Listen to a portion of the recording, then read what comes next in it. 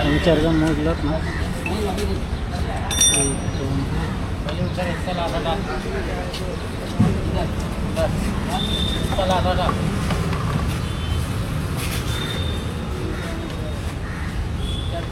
किती पंक्चर केलेत तर बघा टायर.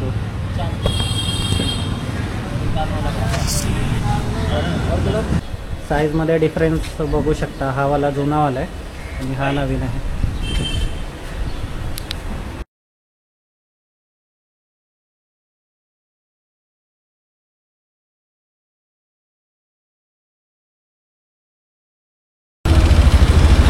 तर आता फायनली जो टायर चेंज करायचा दिवस आला आहे. टोटल आतापर्यंत ज्या टायरावरती आपण चाललो आहे ते आहेत 30,490 म्हणजे सॉरी 31,490 किलोमीटर. तो 31,000नंतर ऑलमोस्ट मी व्हिडिओ वगैरे बघितले ना त्याच्यामध्ये ते लोक 30,000 किलोमीटर झाले ना तर टायर चेंज करत होते. आणि आपले 31,000 31,500 पकडूया, 10 किलोमीटर कमी होते.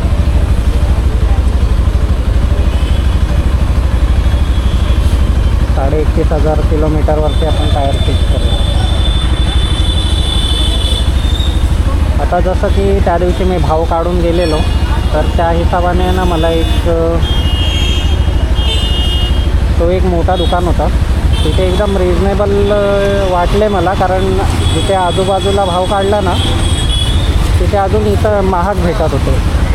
आणि तो मोठा दुकान होता ना त्याच्यामध्ये मॅन्युफॅक्चरिंग जी होती ना ती पण लेटेस्टची होती. 30th वीकमधला 25 इयरचा टायर त्याने मला MRFचा दाखवलेला. आणि प्लस तो फिटिंग वगैरे काही नव्हता घेत, फक्त जे टायरची कॉस्ट होती तीच घेत होता. तो आता आपण त्याच्याकडेच जाऊया कधी.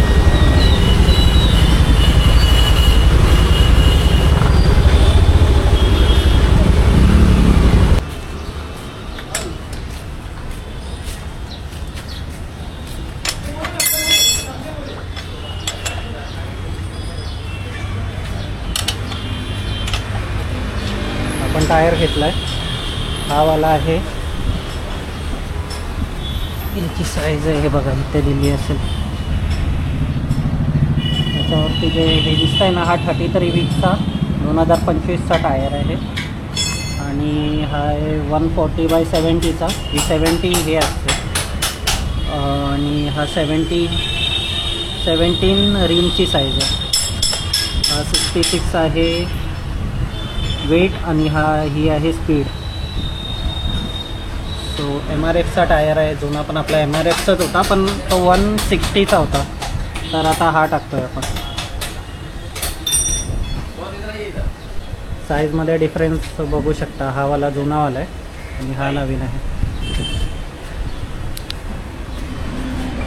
टायरचे रबर गेलेले, आता हे रबर घेतले. आपल्याला 150चे पडले. आता सध्या ऑप्शन नव्हता. 120ला तर येतात डिस्काउंट वगैरे करून. पण आता टायर खोललं आहे तर बघूया. पंक्चर जर मोजलं ना ये क्या है?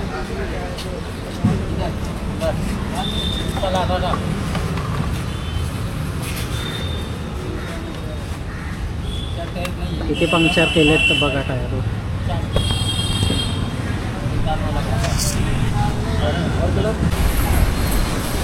नवीन टायर टाकलं आहे. डिफरन्स बघू शकता साईडने किती येतो.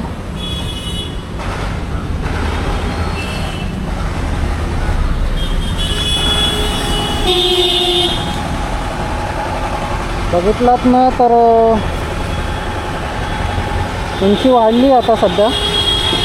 आणि जरासा मला हे डाऊट आहे. त्याने रिम तर मी चेक केली आहे.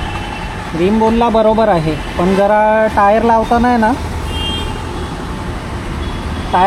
जरा बसत नव्हता. आणि टायरमध्ये हवा भरली ना इथे मागे घासत होतं. एस साईजचा टाकला आहे.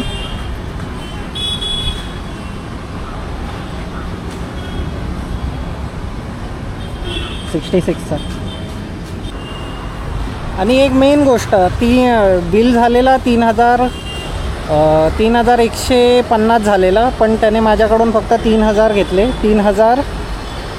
3,050 रुपये घेतले. पण मला बाहेरून ते रबर आणावं लागलं, जे टायरचं ते छोटं रबर होतं ते मला 150 रुपयाला पडलं. ते ऑलमोस्ट मी सर्व्हिसिंगमध्ये चेंज नव्हतं केलं, त्यामुळे ते एक माझा एक्स्ट्रा खर्च आला त्याच्यामध्ये. पण बाकी जर त्याने मला बिल दिलं आहे ना, ते आहे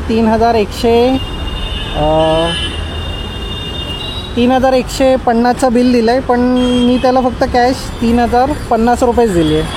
तर तो एक माझा फायदा झाला. आणि मेन काय माहिती आहे काय, तुम्ही जर छोट्या दुकानातून वगैरे लावून घेता ना, तर आहे ना, ही जी रिम असते ना, ह्याच्या आतमधलं जे हे आहे ना, याचे तुम्हाला एक्स्ट्रा चार्जेस द्यावे लागतात. जिथे आपण हवा वगैरे भरतो ना, त्याचे एक्स्ट्रा चार्जेस असतात 100 रुपये. आणि त्यांच्या फिटिंगचे चार्जेस असतात, ते असतात 100 किंवा 80 रुपये घेतात.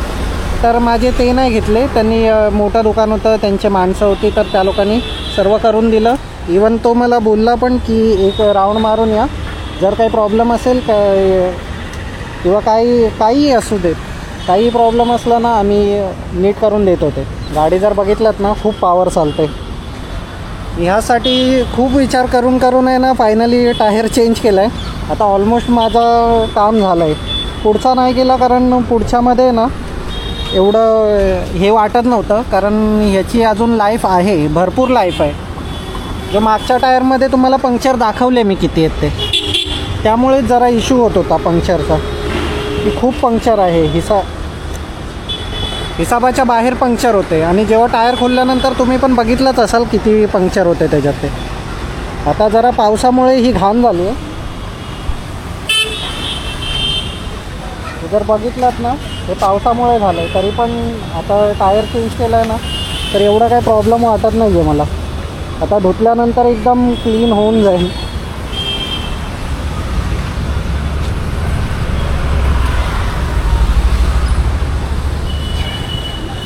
भेटूयात पुढच्या व्हिडिओमध्ये.